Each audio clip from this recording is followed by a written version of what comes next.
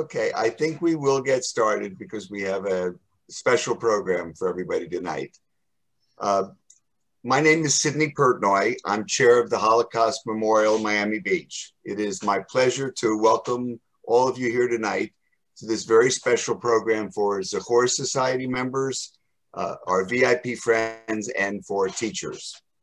This year, we're very proud that the Holocaust Memorial has made the deep pivot in light of the COVID-19 pandemic and has brought a tremendous programming to our community, our students, and our teachers. Together with you, we have not missed a beat in our dedication to Holocaust education and our devotion to our survivors. It is important that I acknowledge the donors of the Zachor Society, and while I cannot mention each of you by name, please know that it is your generosity that ensures our success. This evening, we thank you for ensuring the vitality of Holocaust education in our community, conducted by our own Holocaust Memorial. We continue in the footsteps of our founders, Norman Brightman, Ezra Katz, David Schachter, Rabbi Solomon Schiff, Kenneth Treaster, Helen Fagan, and of blessed memory, Abe Resnick, Jack Chester, George Goldblum, and Harry Smith. To begin our program this evening, please welcome Dr. Michael Berenbaum, scholar, professor, rabbi, writer, and filmmaker, now the director of the Ziering Institute at American Jewish University in Los Angeles. Michael, your dedication to Holocaust education continues to inspire us. We welcome your words as we begin tonight's program. Thank you very much, Sidney. I appreciate it. It's a pleasure, as always, to be with my friends in Miami and to share this series with you. Let me say a word about the series. We've had 3 lectures thus far, and we will have, tonight is the 4th, we will have 2 after this. The next lecture will be on women in the Holocaust, and the final lecture will be, the final session will be on the Holocaust in film. Many years ago in the 1960s, a fellow by the name Milton Himmelfarb, who was one of the great Jewish quipsters, made an interesting comment. He made 2 very interesting comments, which have been true for the last 50 years, maybe for the last 60 years. His first comment was on Jewish electoral patterns. He said, Jews earn like Episcopalians and they vote like Puerto Ricans. And his second comment, which was also acute, said the easiest way to get booed by a Jewish audience is to tell them that anti-Semitism is less severe a problem than they think it is. I want to suggest to you that in our field of Holocaust studies, the easiest way to get booed is to say things about Franklin Delano Roosevelt that are less than condemnatory. And part of what I want to invite you today to listen to hear, to interact with, and ultimately to question, and perhaps even to object, is one of the single most distinguished scholars of our generation, my friend, my colleague of long-standing, Richard Brightman, who has written books in a variety of different areas of the Holocaust. He's written biographies of the perpetrators, including a superb biography on Heinrich Himmler, the architect of the Holocaust. He's written on the way in which the word came out regarding the Holocaust, working with Walter Lacour and finding out that it was, and discovering for the first time that it was Edward Schulte who had sent the telegram in the summer of 1942 both to London and to New York, talking about the final solution. Is written about U.S. diplomats and their role in Germany and the way in which they have made known the Holocaust in a very important way, and some of them doing absolutely heroic jobs. And he's written together with Alan Lichtman a very important book, a controversial book, but a very significant book called FDR and the Holocaust. And it's for that reason that we invited Richard. Richard and I have worked together. He was a professor of history at American University, and he and I have worked together as editor when he has been editor of Holocaust and Genocide studies. And the one thing I can say is that every subject he touches, he illuminates, and every area he touches, he goes into depth and with great erudition and great understanding. And therefore, I invited him to present the lecture on FDR and the Holocaust, and to consider this most controversial and very important subject. Ladies and gentlemen, I present to you Professor Richard Brightman.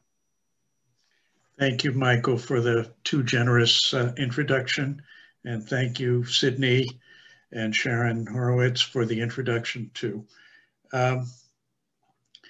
It's always a pleasure to be in Miami Beach this time of year, even if virtually. Roosevelt was good to historians and bad to historians at the same time.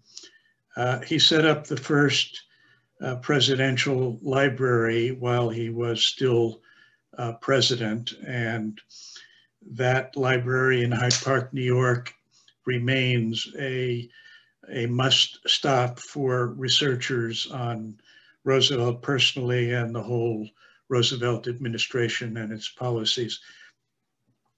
But Roosevelt was a secretive man, and he did some things that made life difficult for historians, particularly those interested in sensitive topics. He met with people all day long, but he didn't keep notes of his meetings. He didn't let his partners at those meetings take notes during the meeting. He held cabinet meetings, but did not permit cabinet minutes to be taken. He did not keep a diary. He did not write lots of long personal letters while president.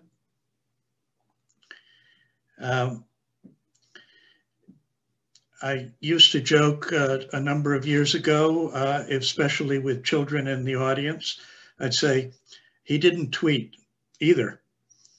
Well, it's still anachronistic, but it has a different resonance these days after we've had a president who did tweet. The point I'm making is it was difficult to get at some of the facts, especially if there was a lot of behind the scenes action. And partly because of the difficulty of the research, and partly because the subject was so controversial, when I set out on this research for this book, I decided to ask a colleague, Alan Lichtman, an expert on the presidency and presidential politics, to work with me. And we were equal partners in this effort.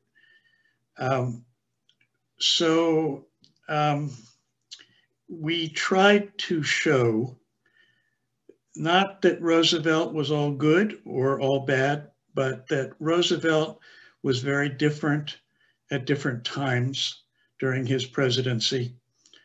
And we tried to figure out and validate, document the reasons for his decisions at different times. Some people come to us and say, well, what was Roosevelt really like? There's not a very good answer to that question. He was a deeply religious man. He was also a very astute and successful politician. And somehow or other, he saw no contradiction between those two characteristics. He was quite capable of lying to people left and right, but not simply to get out of difficulty, but in the cause of his political ideology and his program. So we came to the conclusion, and I'm going to summarize the book as a whole very, very briefly. We came to the conclusion that there were 4 phases of Franklin Roosevelt's policies toward the Jews of Europe, I should say.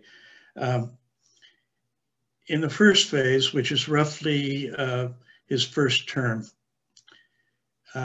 Roosevelt was sympathetic to Jews affected by Nazi persecution, but he did not do very much about it. He was willing to nudge things behind the scenes, but he did not want to get into any foreign policy crises when the country as a whole, the United States as a whole, was in deep crisis, the Depression. He knew that his domestic program would be welcomed by most of the American Jewish community.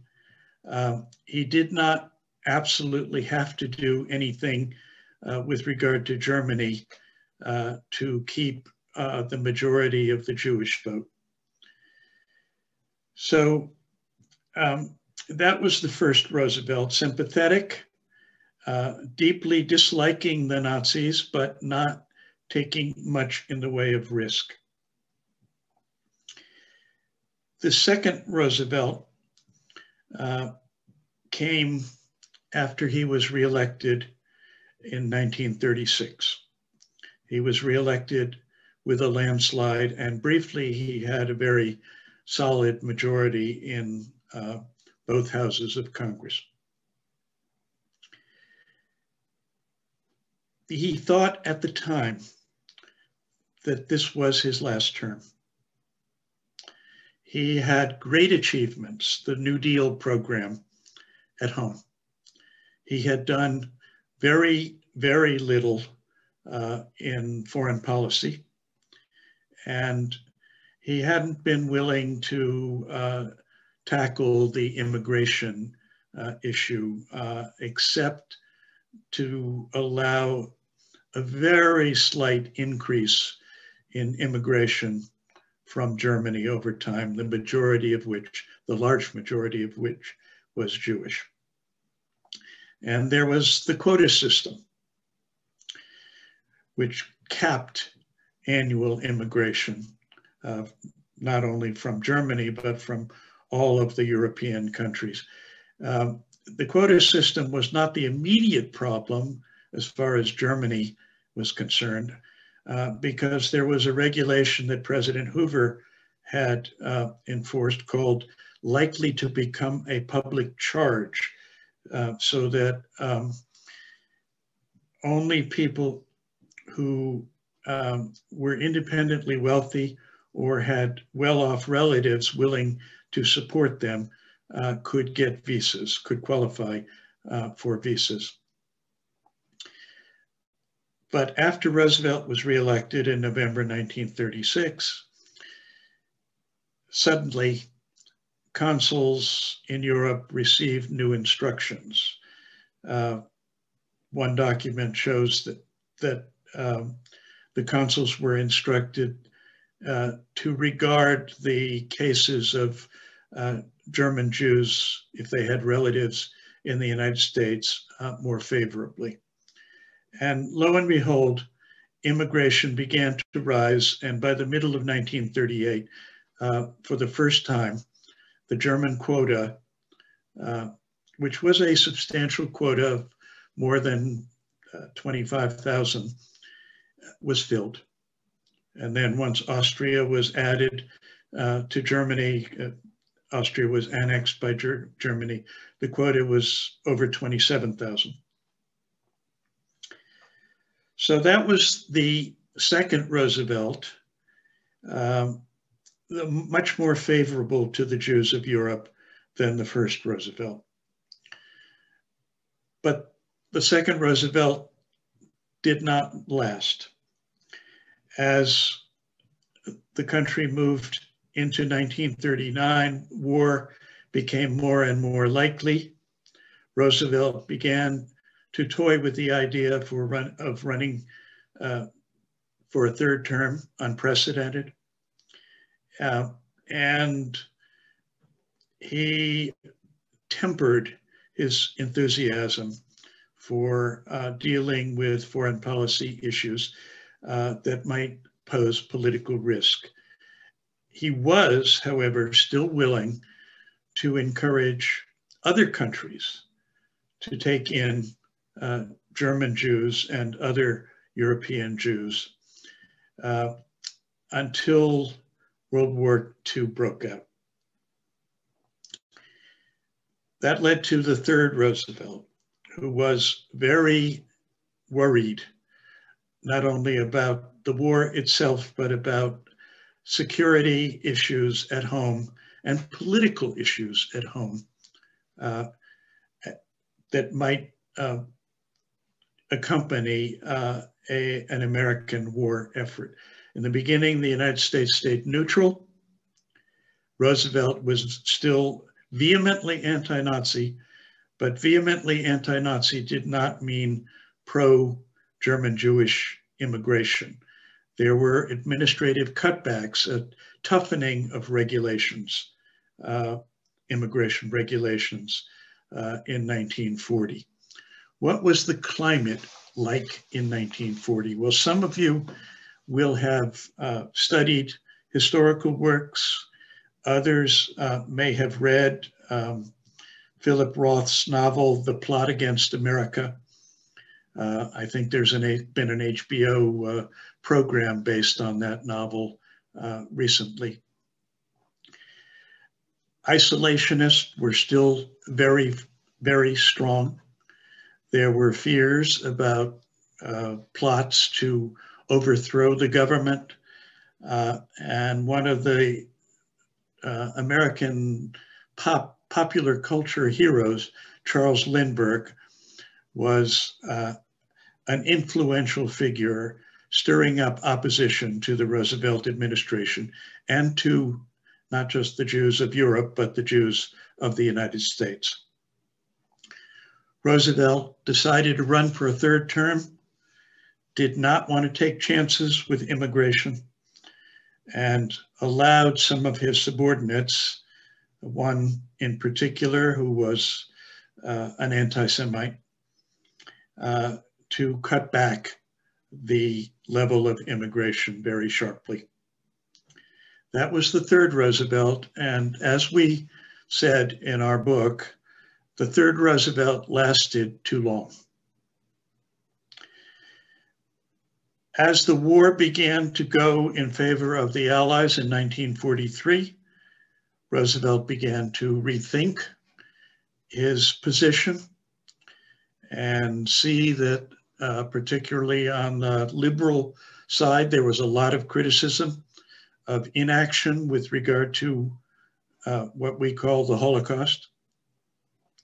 And so he began to nudge the State Department to change. It didn't happen. There was a fight between the State Department, the Treasury Department, and eventually Henry Morgenthau Jr. helped to persuade Roosevelt to establish a new organization called the War Refugee Board. That came in January 1944, and that led to the fourth, more favorable Roosevelt, who lasted until near the end of the war. He died in April 1945.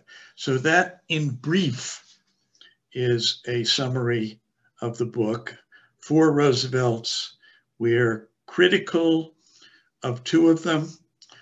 We mix in some praise of the other 2, but above all, we tried to explain why Roosevelt did what he did and how he evolved over time. What I'd like to do now is give you a little slice of a critical period when information about the Holocaust came to Washington, and to show you how Roosevelt juggled. Michael, in his introduction, mentioned the German industrialist Edward Schulte, who supplied information to Gerhard Riegner about Hitler's final solution. And Riegner sent a telegram to Washington and London in August 1942, saying Hitler's headquarters was considering a plan to kill off 3.5 to 4 million Jews through the use of poison gas based on prussic acid. He had unearthed something of the plans for Auschwitz-Birkenau.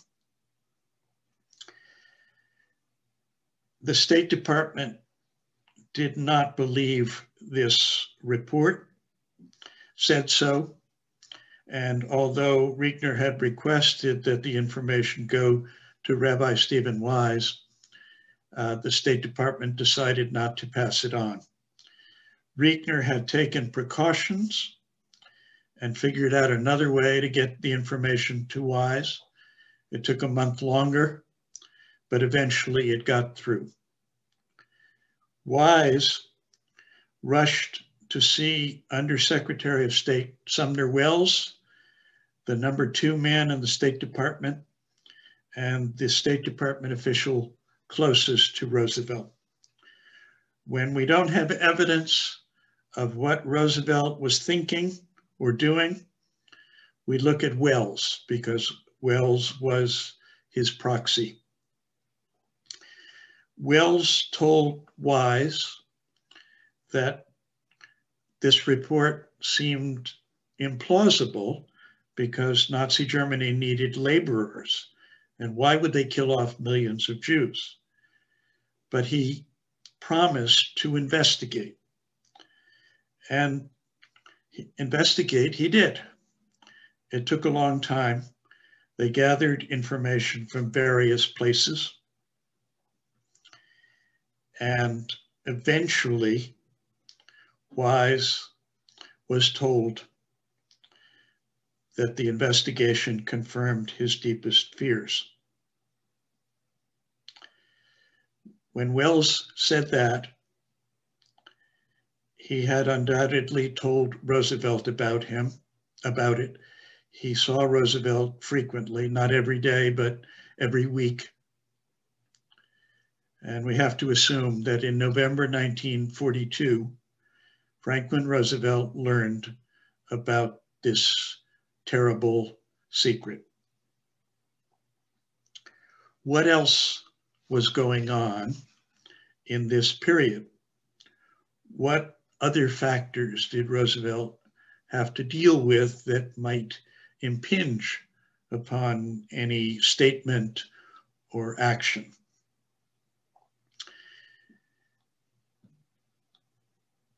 On October 21st, 1942, Roosevelt met with Rear Admiral Henry Kent Hewitt and Major General George S. Patton to discuss last-minute details of something called Operation Torch, an invasion of French Algeria and Morocco. This was the first time American troops were going into action across the Atlantic. There was going to be a big amphibious landing in French-controlled territories with the hope that the French, who were not formally, but in effect allied with Nazi Germany, would not resist as strongly as German troops in North Africa would. But it was a very risky operation. Roosevelt was determined to get American troops in action in 1942 although his military men were worried about the risks. In October 1942, Winston Churchill said to a colleague, "If Operation Torch, this invasion, fails, I'm done for politically." On the other side of North Africa, the British were engaged in fierce battles against German troops in Libya and in Egypt. The Germans were headed toward Palestine, where there were 600,000 Jews. They had already set up an Einsatzkommando. Those of you who know the Holocaust know that an Einsatzkommando was a mobile killing squad to deal with the Jews of Palestine. Roosevelt sent planes and tanks originally designed, destined for the Soviet Union to bolster British forces and stop General Rommel, one of the best German generals in North Africa. So there were critical battles in North Africa going on precisely when the United States received confirmation of the plan called the final solution of the Jewish question, what we call the Holocaust. There were also issues going on in France, which had begun to deport Jews in conjunction with German requests to the east. There were protests, including protests by American diplomats still in France. Sumner Welles was told that only American willingness to take Jews in might conceivably cause the Vichy French government to hold off on deportations. One official suggested that the United States offer 1,000 visas to Jewish children. Wells, which means Roosevelt probably, wanted to raise the offer to 5,000. But when the issue was publicized, there was a backlash at home, and the Premier of France decided not to allow the Jewish children out. Some of them got smuggled across the border into Spain, and a few hundred may have made it later to the United States, but not 5,000. So these were the issues that Roosevelt was juggling. The French troops in North Africa decided to fight the American and American-British troops. After a few days, the resistance ceased and more troops were able to enter. The key battle on the other side of North Africa came on November 11th.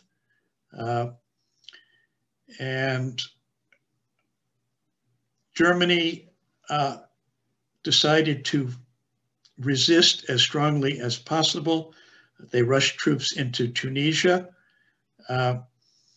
Eisenhower, who was the commander of Operation Torch, wrote on November 18th, "If we don't get it to Tunisia quickly, we lose the initiative. We give the Axis time to do as it pleases. We encourage all of our enemies." Roosevelt asked Congress to pass something called the Third War Powers Act later in November, which contained a provision allowing the president to suspend laws and regulations regarding the free movement of persons and property and information into the US. The House Ways and Means Committee said no. They were worried that Roosevelt would use this clause to open the gates to unrestricted immigration. In late November, Roosevelt tried to get the Speaker of the House to change his view. He failed, and Roosevelt retreated. This was precisely the time when Sumner Welles told Stephen Wise, "I regret to confirm your deepest fears."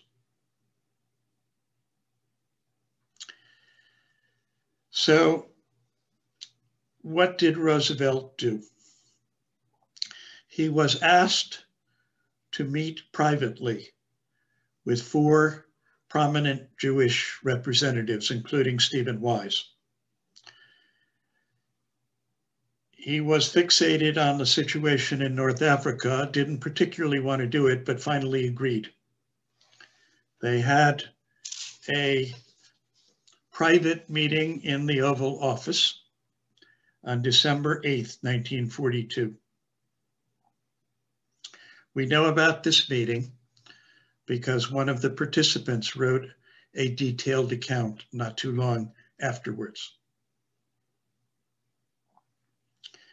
Rabbi Wise started by saying, "Mr. President, we have an Orthodox rabbi amongst us.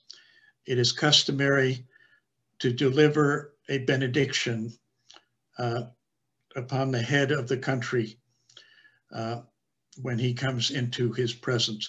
Will you permit Rabbi Rosenberg to say a prayer of benediction first?" And Roosevelt said yes, and there was a prayer. And then Wise summarized the evidence that they had received and Sumner Welles knew of. And Roosevelt said, yes, we're familiar with this evidence. We've received confirmation from different sources. We are dealing with an insane man, Hitler. He and the group around him represent an example of a national psychopathic case. We cannot act toward them by normal means. The problem is very difficult. It is not in the best interests of the Allies to make it appear that the German people are all murderers or are all in agreement with what Hitler is doing. He said, in effect, what can we do? The Jewish representative said, you can issue a statement. They didn't have a lot of other specific ideas because the United States was in no position militarily to interfere with the Holocaust. I know we'll talk more about that afterwards. But this was November 1942, and the only American troops in that hemisphere were in North Africa. There were no planes that could reach the extermination camps, some of which the West was beginning to learn about then. So Roosevelt didn't get a lot of specific suggestions as to what else could be done. And then he began to talk about liberating the Jews of North Africa from concentration camps and threats. And some scholars looking at this document have said, he's getting off the point. This is a diversion. I don't think it was a diversion. It was what was most on Roosevelt's mind. The situation, the military situation in North Africa. So he did say that Jews would have their citizenship in Algeria restored, but there was another problem. There were a lot of Muslims in Algeria who wanted to be citizens too. And Roosevelt was not in favor of elevating the Jews above Muslims and antagonizing the majority Muslim population. So this was the first real discussion of the Holocaust with Jewish representatives by Franklin Roosevelt.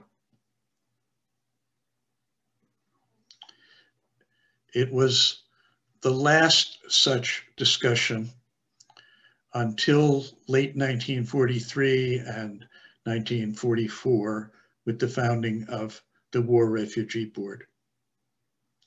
That was the third Roosevelt, a juggler, trying to balance different problems, different goals. The military success in North Africa was critical to the whole outcome of the war. It was also, we know today, critical to about 300,000 Jews in Northwest Africa and 600,000 Jews in Palestine. I had the great honor of interviewing Gerhard Riegner in the 1990s.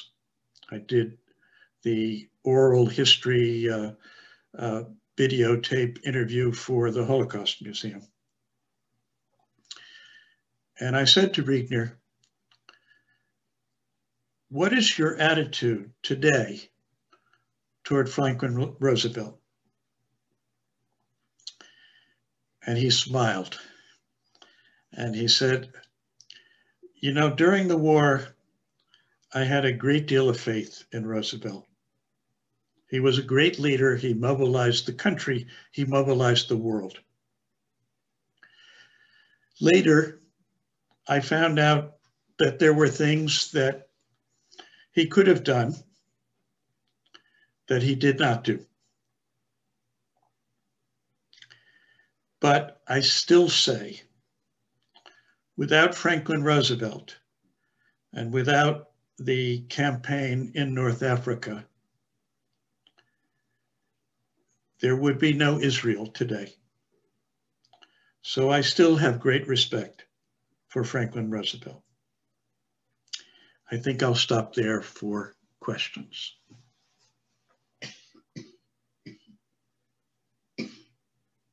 Thank you very much. Let me ask people to put their questions in the chat room. And let me also just clarify one thing so that everybody understands it, because Richard is a superb and detailed expert. Tell them for one moment whom Gerhard Riegner was, and consequently what his importance is when he comes to that conclusion. Gerhard Riegner was the representative of the World Jewish Congress in Switzerland. Later, decades later, became Secretary General of the World Jewish Congress as a whole. And he was the man who sent the telegram from Switzerland that emanated, the information emanated from an anti-Nazi German industrialist, that Hitler's headquarters had a plan to exterminate 3.5 to 4 million Jews through poison gas. And people have to understand one other thing about that. That was in the summer of 1942. And tell them for one moment what had happened earlier beginning in June of 41 and then going to January 20th, 42. Well, So in June, we understand how delayed the evidence is. yes, in June of 1941, Germany attacked its former ally, the Soviet Union, and mass shootings of Jews began literally on the legs of the German army as it moved into conquered areas of the Soviet Union. Shooting of hundreds of thousands of Soviet Jews. And January 20th, 1942, many people say is the date that the Holocaust formally began. The Wannsee Conference, the meeting of high government and SS officials outside or in Berlin to coordinate the final solution. But by the time of the Wannsee Conference, the Holocaust was well underway. The decision had already been made. Okay, we have a couple of questions that come in that have come in. Peter Wilson asks, do you know whether or when FDR understood that members of the State Department, like Breckinridge alone, were actively preventing Jewish immigration? Yes, to some degree. Breckinridge Long was an old friend and political crony of Roosevelt's. Yes, he had friends who were anti-Semites, and yes, he had friends who were Zionists. Breckinridge Long was used in 1940 as a tool to cut back immigration generally and Jewish immigration particularly. And Roosevelt had come to the conclusion, both for security reasons and for political reasons, that he could not afford a security risk of Nazi spies getting into the United States. And there were claims that the Nazis were coercing some Jews to serve as spies with threats against their relatives still in Germany. So this is the third Roosevelt, the least favorable Roosevelt in terms of German Jewish immigration. Breckinridge Long eventually was forced out, but that was not until late 1943. We've been at, Maxine Schwartz says, I'm reading Andrew Roberts' biography of Churchill. Churchill is portrayed as a philo-Semite, whose opinion on this issue vis-a-vis Roosevelt was not very positive. Can you comment? Well, I think there are more similarities between Roosevelt and Churchill than differences. You know, Churchill was a historian. He knew that his comments and memoranda would be used by himself and by others. He wrote, of course, a history of the Second World War after he retired, after he was defeated and retired. And he had a way of getting some favorable comments on the record, but on the whole, British immigration refugee policy was about the same as American refugee policy during the third period of Roosevelt, and it was worse during the fourth period. So both governments were asked, I'm sure somebody is going to ask, about bombing the gas chambers and crematoria. Both governments declined. Churchill got a favorable comment on the record. As far as we can tell, the issue never reached Roosevelt, certainly not in written form. And so we can't be 100% sure, but it looks like the trail stopped with the Assistant Secretary of War, John J. McCloy.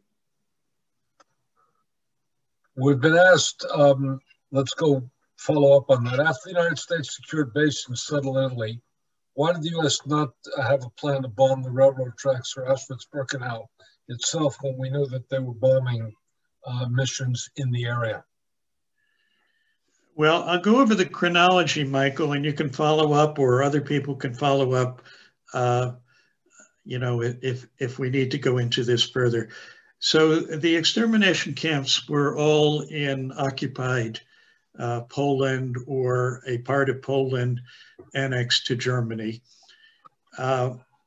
It took quite a while until Allied planes, American planes in particular, had a base where they could fly all the way to the region of Upper Silesia.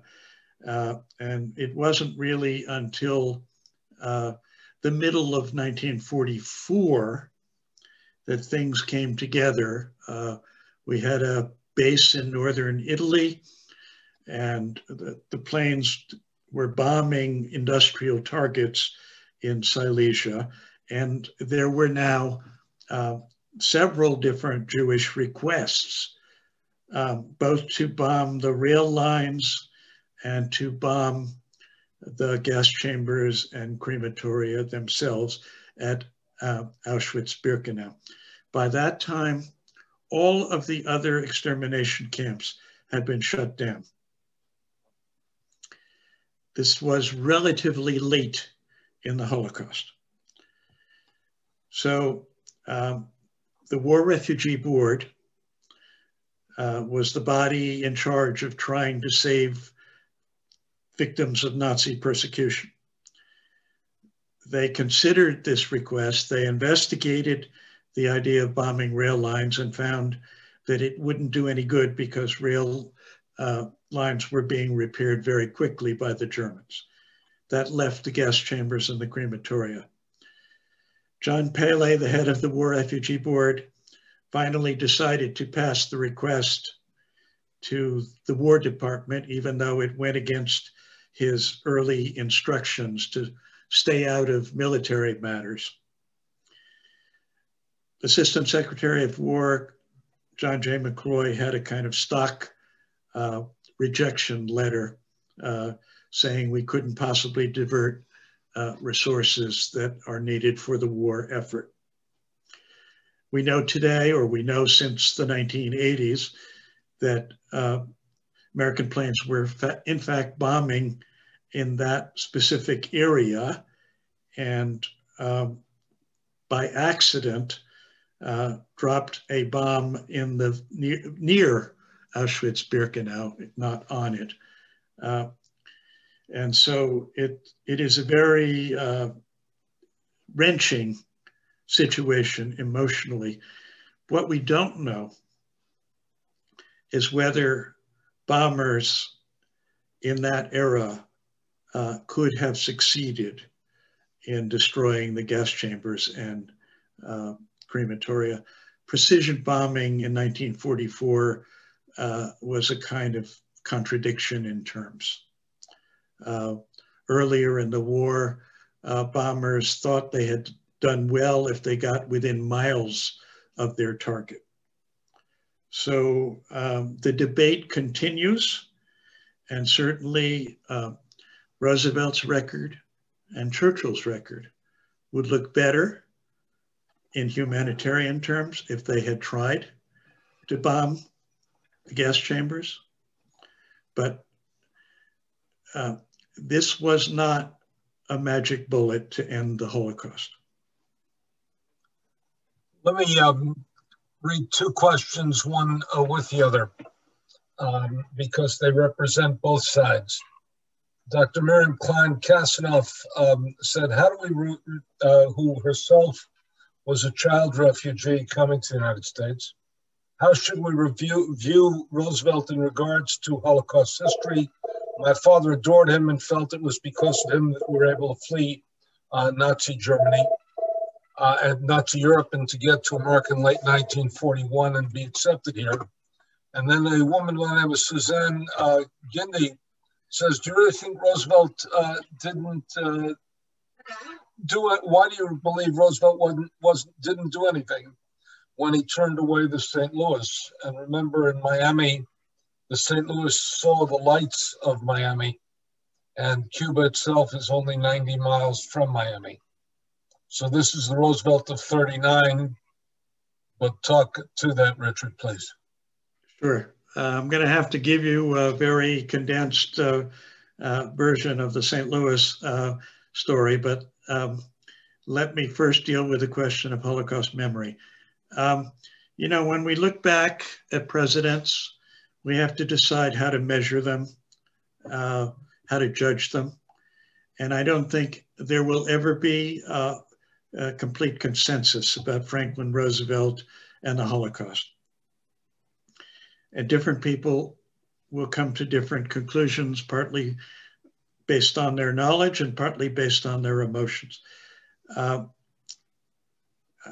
think there were two good periods for Roosevelt and two bad periods. So I would say our view is somewhat balanced.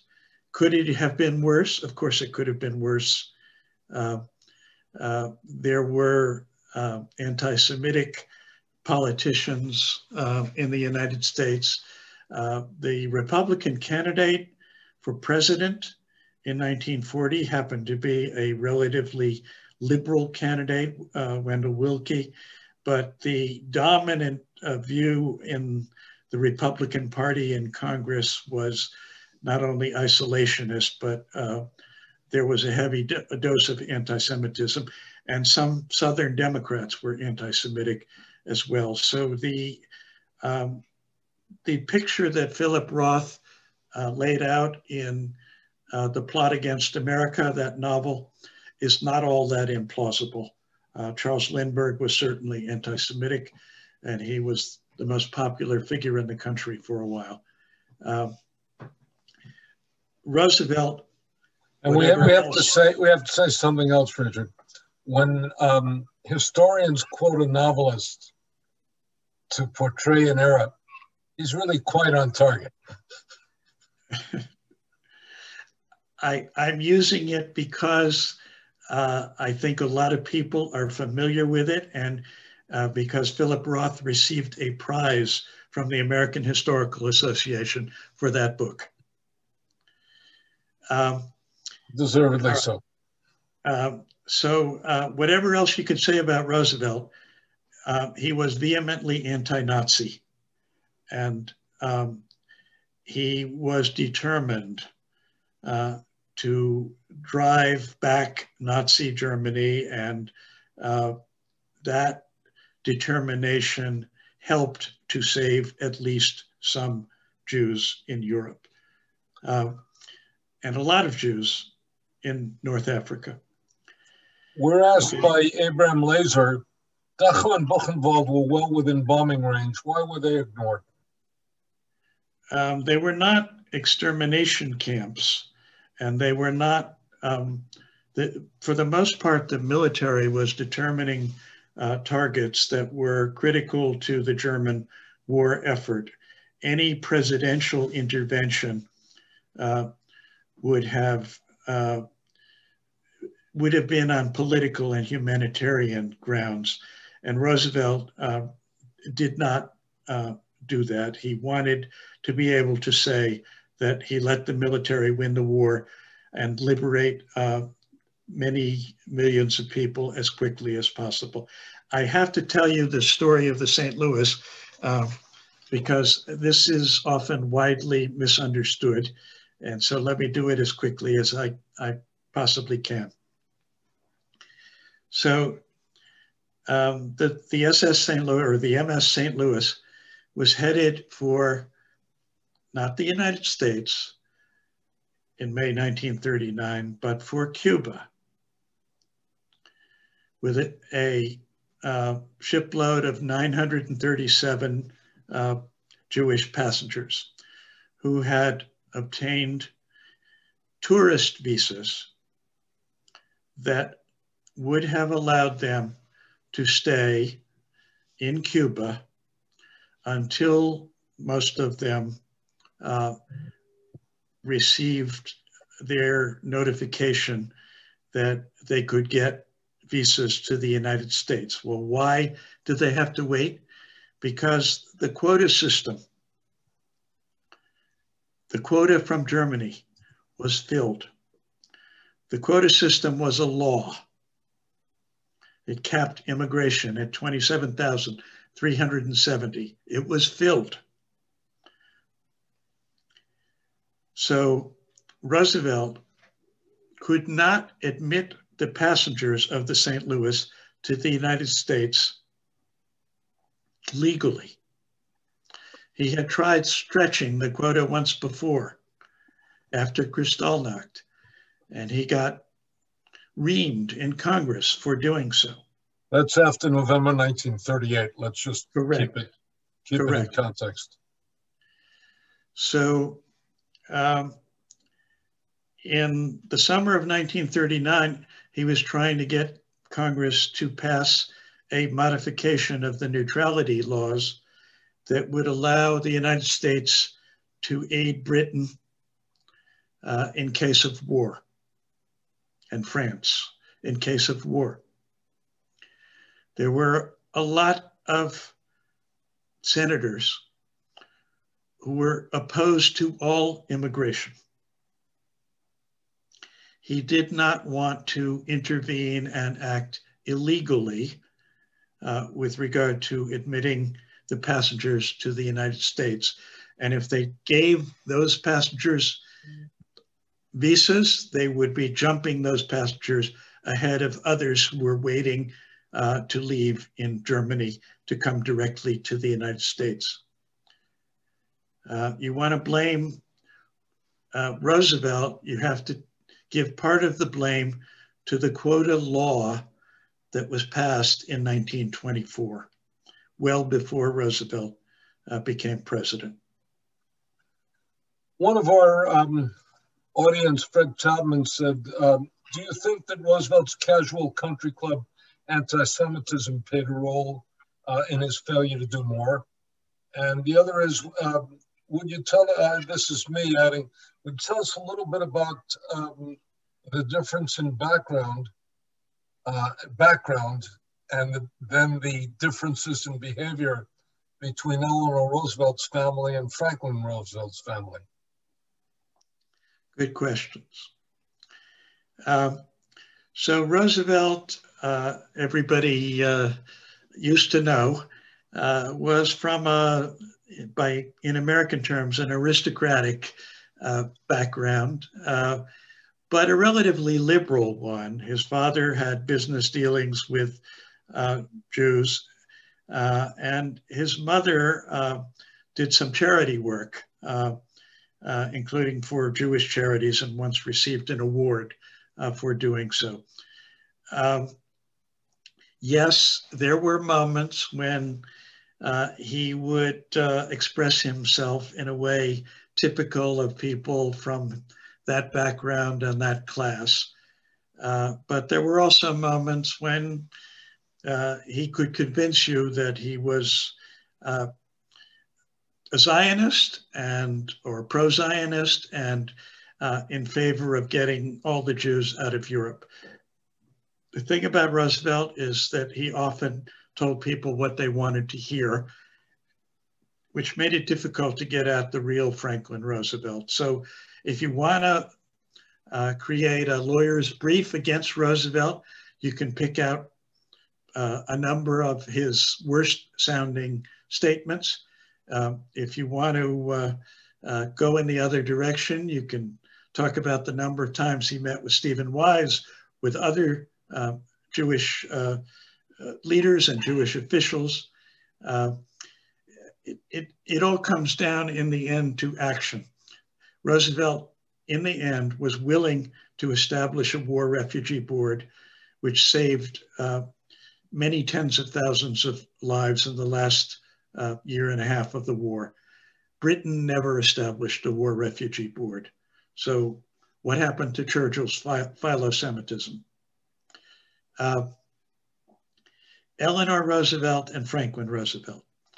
Well, some of the people who accuse Franklin Roosevelt, of anti-Semitism don't know that Eleanor was raised in a much more anti-Semitic family, and early on in their marriage made a number of disparaging, stereotypical comments about Jews. She eventually grew out of it, which tells us to some extent that Franklin Roosevelt was capable of growing out of his class attitudes as well. And you have to look both at inaction and at action, not just rhetoric. Okay. I'm going to ask you the final question, which is, when I reviewed your book, as you know, I used a very long title. I said Franklin Delano Roosevelt was the best of his generation in combating the Holocaust, and the best of his predecessors and successors in responding to genocide. But that's not a compliment. Despite our friendship, would you say that that's an accurate statement, an accurate assessment? Yes. Of Roosevelt himself? Yes. I mean, nobody's going to say that Roosevelt's record was wonderful on you know, what we regard as a transcendent moral issue. He didn't see that as the transcendent moral issue of the 1940s. We can see things in retrospect that he only partially recognized at the time. But he did recognize Nazi Germany as a transcendent moral problem. And he did do his best to mobilize the country and the world against Nazi Germany. And had there not been anyone so determined to do that, I think the Jewish communities of the West would be a lot worse off today. And I think it's fair to say America would also be a lot worse off had we not been equipped to fight and ultimately defeat Nazi Germany at the same time as we were fighting Imperial Japan. Ladies and gentlemen, let me first express my gratitude to Richard Brightman. You've heard a serious and erudite and evidence-based lecture, been very few polemics at all, and you've been treated to an elegant mind and sharp thinking. Let me thank the Miami Memorial for their work and welcome you to continue next time as we deal with Carol Rittner on the question of women and the Holocaust. Have a good evening, stay safe, and get the vaccine, and we look forward to being with you again. Good night. Thank you.